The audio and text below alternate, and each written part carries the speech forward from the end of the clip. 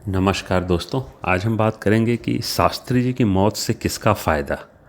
वैसे तो शास्त्री जी की मौत ही काफ़ी कंट्रोवर्शियल हो जाती है। बहुत से लोगों का अलग अलग मानना है। बहुत से लोगों का मानना है ये नेचुरल डेथ थी, बहुत से लोगों का मानना है इसके पीछे बहुत सी साजिशें थीं। लेकिन मेरे ख्याल से इससे ज़्यादा इम्पोर्टेंट क्वेश्चन ये है कि शास्त्री जी की मौत से किसका फ़ायदा।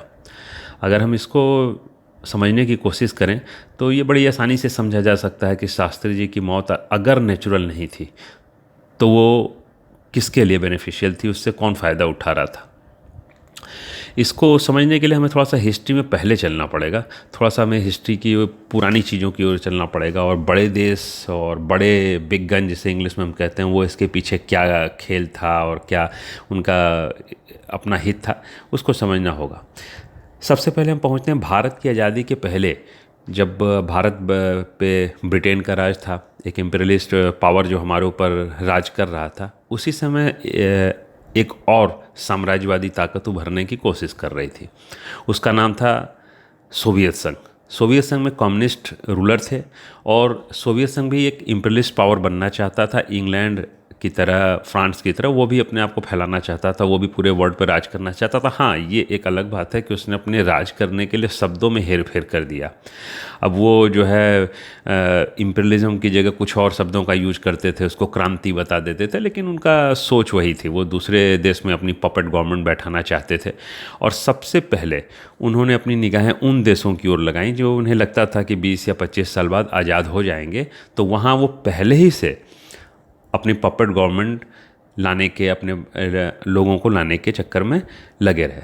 इसमें शुरुआत होती है 1919 में। 1919 में रशिया में एक कम्युनिस्टों की मीटिंग होती है जिसमें चर्चा होती है कि थर्ड वर्ल्ड से जो है कैसे कम्युनिज़्म को फैलाया जाए और वर्ल्ड सोवियत सिटीजन की बात होती है। लेकिन वही बात नहीं, ये सब बातें मसालेदार बनाई जाती हैं, घुमावदार बनाई जाती हैं। इनका मतलब यही होता है कि कैसे दुनिया के दूसरे देशों को अपने अंडर में लाया जाए, कैसे उनके ऊपर राज किया जाए।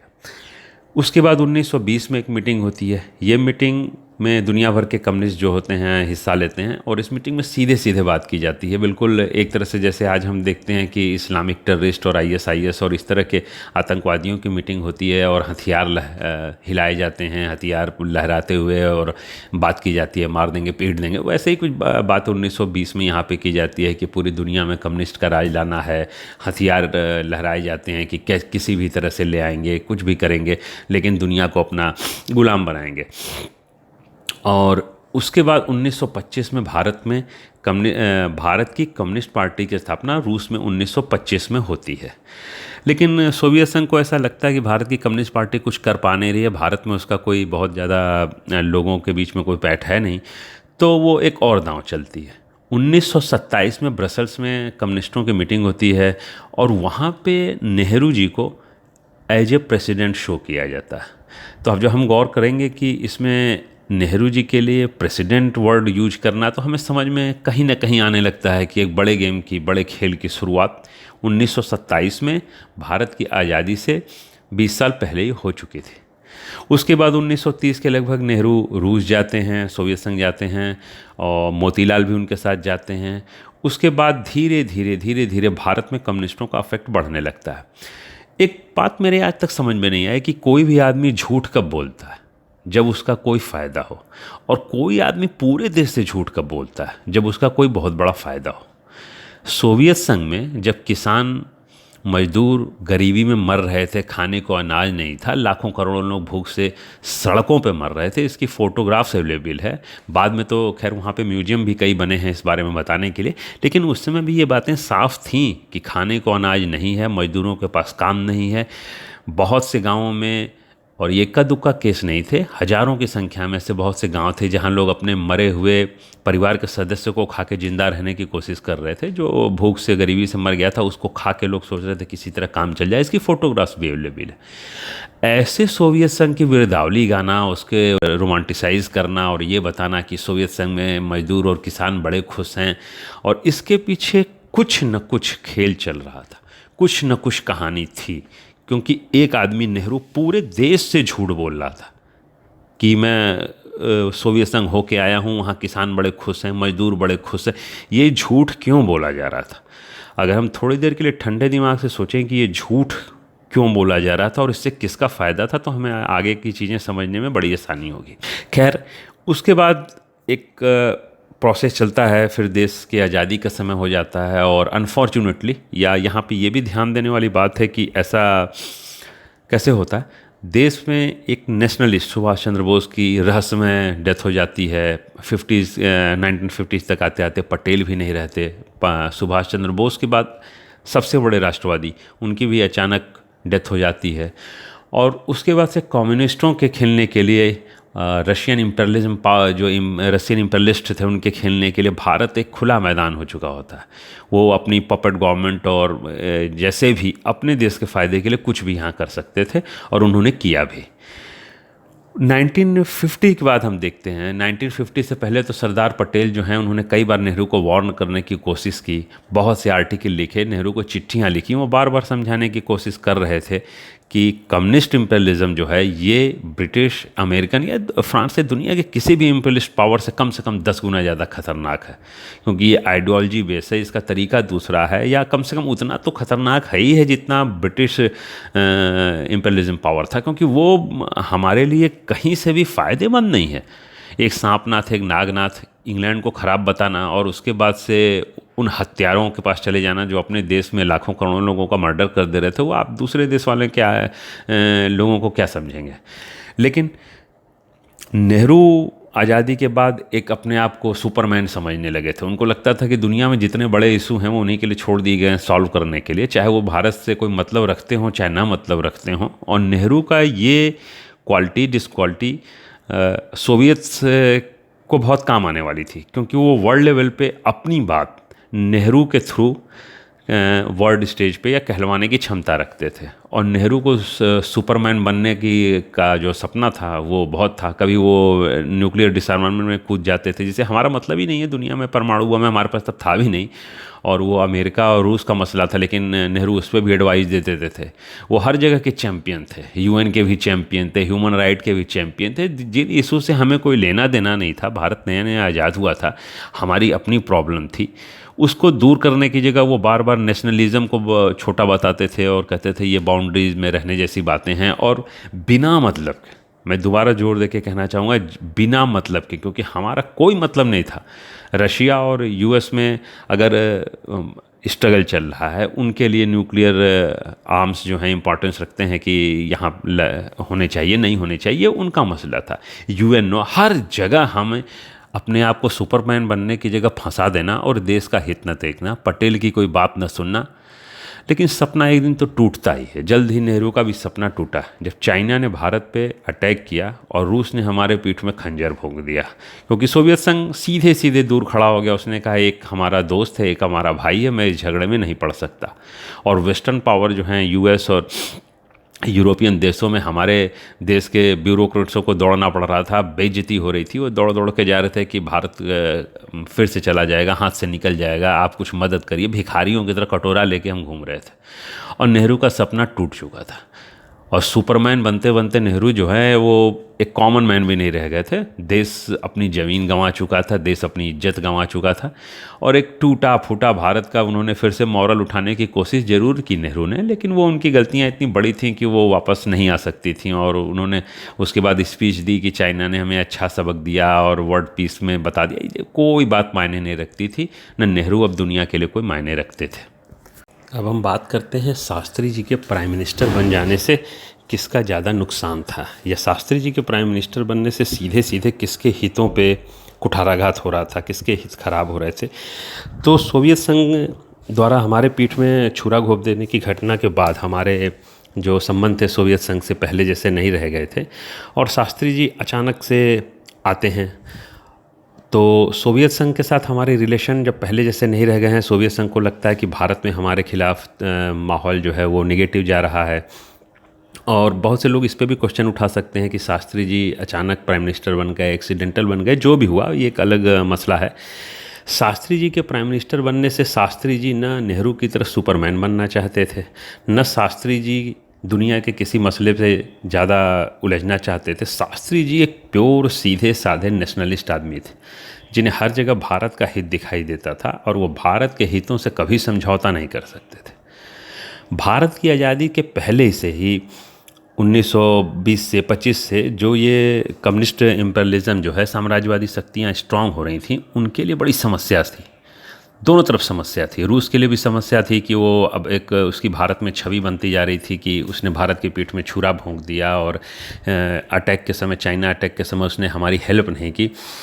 और उसके अलावा जो उनके दलाल थे, और कोई वर्ड तो बनता नहीं है इस पे, आगे मैं चर्चा करूंगा, तो जो फॉरेन थे राइटर या फॉरेन केजीबी से जुड़े एजेंसियों में काम करते थे, उन्होंने तो और ख़राब वर्ड यूज किया है। तो यहाँ पे दलाल कहने में कोई दिक्कत नहीं है। तो एक बहुत बड़ा दलाल क्लास उन्होंने भारत में पैदा कर दिया था, जिसे भारत के हित से कोई मतलब नहीं था। ये पूरी तरह से सोवियत्स का और चाइना का एजेंट था, जो भारत में केवल सोवियत और चाइना का हित देखता था। और हम चाइना अटैक के समय देख सकते हैं भारत की कम्युनिस्ट पार्टी का कैसा बिहेवियर था, और उनके जो पेपर निकलते थे उसमें उन्होंने सीधे सीधे लिखा था कि ये भारत ने चाइना पे अटैक किया है और भारत के इम्पेरियलिस्ट पावर है और वो चाइना को नुकसान पहुंचाना चाहता है, चाइना ने बहुत अच्छा सबक दिया है। और कई जगह उन्होंने सीधे खुल के लिखा था कि वो आदमी कम्युनिस्ट हो ही नहीं सकता जो इंडो चाइना वार में भारत का फेवर ले। तो इस तरह की बातें हो चुकी थी, और ये पूरी तरह से भारत के अंदर एक इंडस्ट्री जन्म ले चुकी थी, एंटी नेशनल इंडस्ट्री। ये पूरी तरह से एंटी इंडियन थी, और इसमें शामिल थे हमारे देश के पॉलिटिशियन, जर्नलिस्ट, यूनिवर्सिटी के प्रोफेसर, सारे जो एक हमें फर्जी का इंटेलेक्चुअल इनको एक जामा पहना दिया जाता है, वास्तव में ये इंटेलेक्चुअल कुछ नहीं थे, ये दलाल थे जो पैरोल पे काम करते थे, दलाली कर रहे थे रूस की और चाइना की। शास्त्री जी के आ जाने से इनकी दलाली पे तो अंतर आना स्वाभाविक ही था, क्योंकि शास्त्री जी पूरी तरह से एक नेशनलिस्ट आदमी थे। उनके समय आप एंटी इंडियन जो है कार्रवाई खुल के इस तरह से तो नहीं कर सकते थे। उसके अलावा एक और बात आती है कि खरबों डॉलर का नुकसान उठाना पड़ता सोवियत संघ को, क्योंकि वो जो हमें कूड़ा हथियार बेच रहा था, जिसके बारे में बढ़ चढ़ के बातें की जाती थी, भारत के मीडिया में कुछ पैसा खिला दिया जाता था, और वो भारतीय मीडिया हमें बताने लगता था कि ये जहाज़ बड़ा अच्छा है और ये पनडुब्बी बड़ी अच्छी है, सोवियत संघ ने जो हमें टैंक दिए, जबकि वो होते 2 कौड़ी के थे, दुनिया में उसका कोई ख़रीदार नहीं था हमें छोड़ के। और उसको अच्छा बताने के लिए भारत के न्यूज़पेपर में न्यूज़ प्लांट कर दी जाती थी, कहीं भी लिख दिया जाता था ये टैंक बड़ा अच्छा, ये भारत इसको खरीद रहा है। और भारत उसको, उस कूड़े को खरीदने वाले दुनिया का इकलौता देश था, या 2-4 और देश थे जिनकी मजबूरी थी, क्योंकि वो कम्युनिस्ट थे और उनके ऊपर एक तरह से सोवियत ही रूल कर रहे थे, सोवियत सी साम्राज्यवादी के अंतर वो आते थे, तो उनकी तो मजबूरी थी। उसके अलावा हम अकेले देश थे जो सोवियत संघ का कूड़ा खरीद रहे थे। तो शास्त्री जी के जाने से ये खरबों डॉलर का फ़ायदा, और एक बार नहीं, ये खरबों खरब डॉलर का फ़ायदा सोवियत संघ बहुत दिन तक उठाता चला गया, जब तक सोवियत संघ खुद अपनी गलतियों से टूट नहीं गया। उसके अलावा एक खरबों डॉलर की इंडस्ट्री भारत में भी थी, जो पूरी तरह से एंटी इंडियन थी। ये वही काम करती थी जो चाइना चाहता था, ये वही काम करती थी जो सोवियत संघ चाहता था, और हमारा ऊपर का जो शीर्ष नेतृत्व है, टॉप, वो उसको रोकने को तैयार नहीं था, क्योंकि उसका खुद का फ़ायदा था, वो खुद चोरी में लगा हुआ था, तो वो किस तरह से इनको रोक सकता था। इस मामले में मैं 3 एग्जाम्पल देना ज़रूरी समझता हूँ। पहला एग्जाम्पल है केजीबी के लिए काम करने वाले मित्रोखिन। जब वो के रशिया टूट जाता है, और मित्रोखिन केजीबी में बहुत साल तक काम किए थे, 30-32 साल तक का उनको पास एक्सपीरियंस था, वो जाते हैं और वो डॉक्यूमेंट ब्रिटेन को दे देते हैं केजीबी से रिलेटेड। फिर वो डॉक्यूमेंट एक किताब के रूप में छप के आया, the KGB and the world, the मित्रोखिन archive. इसमें सीधे सीधे उन्होंने बताया है कि भारत एक तरह से सेल जब चलती है ना, मॉल में या दुकान पे कोई चीज़ सामान सस्ते में बेचा जाता है, उस तरह से भारत को कम्युनिस्टों ने, भारत के पॉलिटिशियन ने एकदम सेल खुली लगा रखी थी। कोई भी भारत का हित, भारत को खरीद सकता है, बस उनको पैसा मिलना चाहिए। शास्त्री जी के होते हुए भारत को दुनिया में इतनी बेइज्जती नहीं उठानी पड़ती। शास्त्री जी अगर अकेले कुछ न भी कर पाते, तो शास्त्री जी चट्टान की तरह खड़े तो रहते ही, इस देश विरोधी कार्रवाइयों के प्रति वो बहुत सख्त रवैया अपनाते। तो शास्त्री जी के जाने से एक तरफ तो रशिया के बिजनेस, जो खरबों खरब डॉलर का हर साल खरबों रुपए का जो बिजनेस चल रहा था, उसका लॉस होता। दूसरा, भारत में बैठे हुए देश के दुश्मनों की जो इंडस्ट्री थी, एंटी इंडियन इंडस्ट्री, इनका लॉस होता। चाइना और रूस, इन दोनों का हित ही भारत का हित हो गया था, ऐसा हमें बता दिया गया था, ऐसा हमें समझा दिया गया था।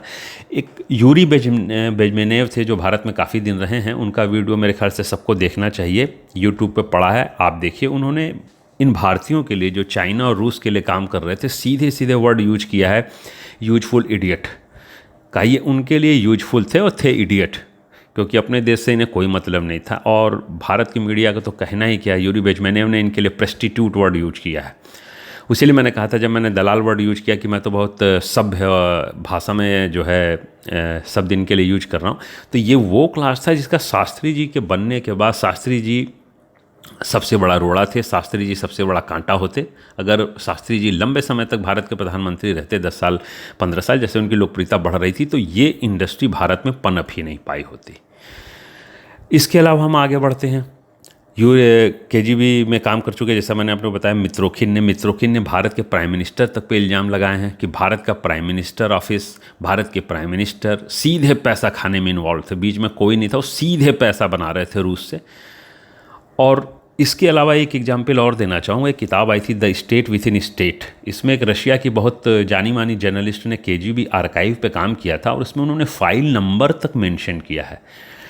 वो जो फाइल नंबर उन्होंने मेंशन किया है वो राजीव गांधी का सीधे नाम है, KGB फाइल में दर्ज है। और ये बताया गया है राजीव गांधी की चिट्ठी है KGB को लिखते हुए कि जो पैसा है वो कांग्रेस पार्टी के अकाउंट में ट्रांसफ़र कर दिया जाए। तो जब इस तरह से एक लंबा पीरियड चल रहा हो जहां भारत को बेचा जा रहा हो, उस जगह में शास्त्री जी तो ऐसे लोगों को खटकते ही। तो शास्त्री जी का न रहना ही ये भारत के इंटरनल जो इंडस्ट्री थी एंटी नेशन, और रशिया की जो इंडस्ट्री थी, उसका नुकसान होता। आज भी हम टुकड़े टुकड़े गैंग को देखते हैं तो चीज़ें वही हैं। ये चाइना तिब्बत को निकल गया। जब कभी तिब्बत की बात होती है तो ये नहीं कहते कि चाइना एक इम्पेलिस्ट पावर है और उसने तिब्बत को निकल गया। आज भी हम देखते हैं अफ्रीका को, श्रीलंका को, पाकिस्तान को, जिस तरह से चाइना निगलने की कोशिश कर रहा है। लेकिन हमारे देश में ये जो इनके दलाल थे, इनके लिए भारत का कश्मीर अलग होना चाहिए, भारत अत्याचार कर रहा है, मिजोरम अलग होना चाहिए, नॉर्थ ईस्ट अलग होना चाहिए, साउथ अलग होना चाहिए, सब देश के टुकड़े टुकड़े होने चाहिए, क्योंकि चाइना ऐसा चाहता है और इसके लिए इन्हें पैसा मिलता है। अभी हाल ही में हमने देखा बहुत से भारत के जर्नलिस्ट पकड़े गए हैं जिनके चाइना से रिलेशन थे। अभी हाल ही की घटनाएं 2-3 महीना पहले बहुत से जर्नलिस्टों का मिला है कि जो चाइना जाते थे 4 महीना 6 महीना चाइना की सरकार के पैसे पे वहाँ ऐश करके आते थे। तो फ्री में तो लंच नहीं कोई कराता, तो फ्री में आपको 6 महीना रुका के चाइना में ऐश कौन करवाएगा। सीधी सी बात है कि वो ऐश करने का आपको कुछ बेनिफिट आपसे वो ले रहा होगा, और कुछ नहीं बहुत बेनिफिट ले रहा है, इसीलिए आपको यूजफुल इडियट कहा, क्योंकि आप उनके लिए यूजफुल हैं। तो शास्त्री जी के रहने से सबसे बड़ा नुकसान भारत के इंटरनल अंदर देशद्रोहियों का था, जिन्होंने पूरी खरबों डॉलर की इंडस्ट्री बना रखी थी। ये हर जगह रूस का और चाइना का फेवर लेते आ रहे हैं। अखबार में न्यूज प्लांट की जाती थी। मित्रोखिन ने तो बिल्कुल खोल के रख दिया है कि कितने आर्टिकल भारत में लिखे जाते थे, कौन कौन से पेपर के उसमें इन्वॉल्व थे जो चाइना के फेवर में आर्टिकल लिखते थे और रशिया के फेवर में आर्टिकल लिखते थे। और ये हम देख सकते हैं, गुलाम नबी फ़ई की गिरफ्तारी होती है। जो कश्मीर मूवमेंट चल रहा था वो पाकिस्तान के ISI के पैसे से चल रहा था। अमेरिका में जब गुलाम नबी फ़ई की गिरफ्तारी हुई तो गुलाम नबी फ़ई की गिरफ्तारी के बाद हमें पता चला कि भारत के बहुत से जर्नलिस्ट थे, बहुत से टाइम्स ऑफ इंडिया से लेके कोई भी अखबार का नाम उठा लिए, सब इन्वॉल्व थे पैसा बनाने में। ये भारत में न्यूज़ लगाते थे, कश्मीर में एंटी इंडियन न्यूज़ लगाते थे और सबको पैसे मिलते थे। उसके बाद ये बेशर्मों की तरह जो है कहने लगे कि हमें पता ही नहीं था कि फ़ई जो अमेरिका में सेमिनार ऑर्गेनाइज करवाते थे और इन्हें 15 दिन फ्री में खाना खिला के अमेरिका घुमाया जाता था, दारू पिलाई जाती थी, तो इन्हें ये कहा हमें पता ही नहीं था कि फ़ई जो है एंटी इंडियन है। तो इस तरह से जब चीज़ें खुल रही हैं तो धीरे धीरे हमें पता चल रहा है। तो ये जो इंडस्ट्री थी, मेरा बताने का मतलब बस यही है, ये पूरी इंडस्ट्री शास्त्री जी को अपना सबसे बड़ा दुश्मन समझती थी। दुश्मन या कह लें दुश्मन नंबर 1, क्योंकि शास्त्री जी के होते हुए इंडस्ट्री भारत में नहीं पनप पाई होती।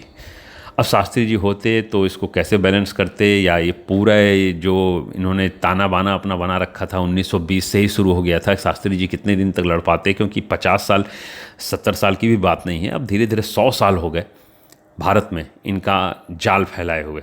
आज भी हम देखते हैं भारत के हितों के अगेंस्ट अगर चाइना और भारत का कहीं क्लैश होता है तो ये चाइना के साथ खड़े हो जाते हैं, भारत को इम्पेलिस्ट पावर बताने लगते हैं। तो आज भी ये चीज़ें बताती हैं, और जो कोई भी नेशनलिस्ट इसको रोकने की कोशिश करेगा उसके साथ ये समस्या आएगी ही।